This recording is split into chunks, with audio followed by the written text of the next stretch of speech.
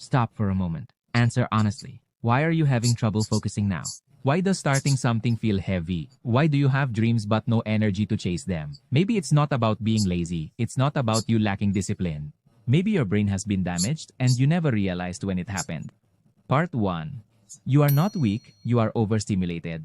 We live in the noisiest era in human history. Every time you wake up, your hand automatically reaches for your phone.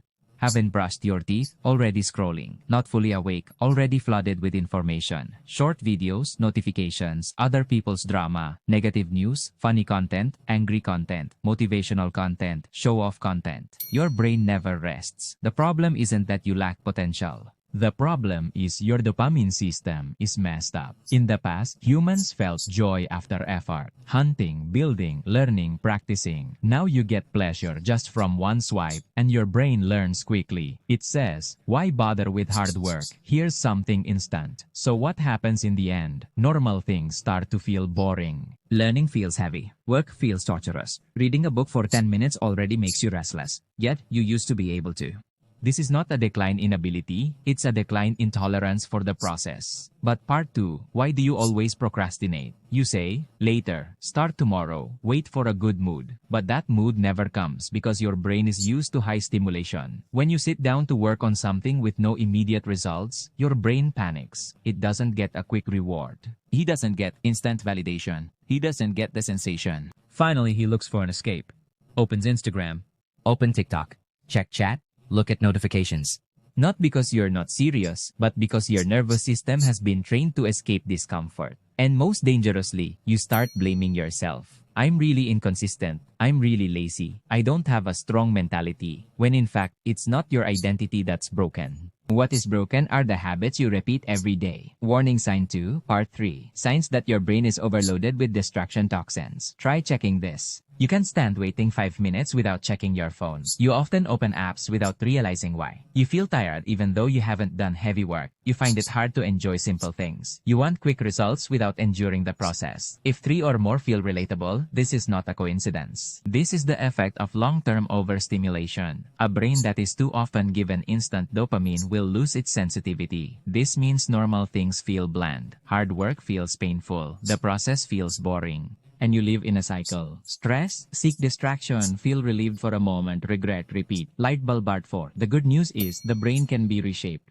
Now listen to this carefully. The brain is plastic. This means it can change. It can be repaired. It can be retrained. If it can be damaged by bad habits, it can also be strengthened by disciplined habit. But this requires a conscious decision, not momentary motivation. Hammer and wrench too. Partasphemia. The way to fix it is practical and realistic. One keyboard button for instant dopamine fasting. Start small. Reduce short videos. Limit social media to a maximum of 30 to 60 minutes a day. Do not check your phone for the first hour after waking up. Initially, it will feel restless. That's normal because your brain is detoxing. Let boredom come, because from boredom, creativity is born. From boredom, focus is trained. From boredom, calmness grows. Keyboard button 2, practice deep work for 30 minutes. Set a timer for 30 minutes. One task without notifications, without multitasking. At first, it's tough. Your mind will look for reasons to stop. Hold on. If 30 minutes feels impossible, start with 15 minutes. What matters is consistency. Focus is not a talent. Focus is a muscle. And muscles only grow if trained. Keyboard button 3. Rebuild your relationship with the process. Stop doing things just to appear productive. Exercise without uploading. Study without stories. Work without showing off. Do something just to become better, not for validation. Because external validation makes you addicted. Internal process makes you strong. Keyboard button 4. Reduce multitasking. Multitasking is an illusion. What actually happens is rapid focus shifting, and each shift drains mental energy. Get used to finishing one thing at a time, one conversation, one task, one goal at a time. Simple but powerful. Keyboard button 5. Improve daily input. What do you consume every day? That is what shapes your mind. If every day you fill it with drama, gossip, and instant content, don't be surprised if your mind is shallow and restless. Replace some with books, educational podcasts, quiet time, reflection. Your brain needs nutrition, not just entertainment. Part 6. Don't wait for motivation. Our biggest problem is waiting to feel ready. In fact, discipline comes before motivation. If you keep waiting for a good mood, you'll keep losing. Start even if you're not enthusiastic. Start even if it's still messy. Start even if it's just 1%. Because big changes don't come from one dramatic decision, but from small habits repeated every day. But part 7. You are not broken. Listen to this carefully. You are not stupid. You are not weak. You are not a failure. You've just been living too long in a system designed to steal your attention. Platforms want you addicted.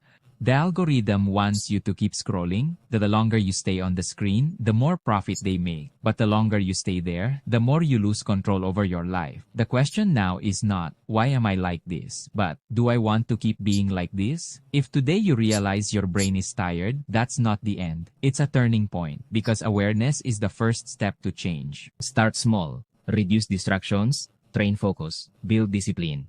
Rewire your mind, rebuild your system, take back control. This is not about being perfect. It's about being more aware. And in a world full of distractions, the person who can control their mind is the person who controls their life. Welcome to Inner Framework, a place where we rebuild the way of thinking from within.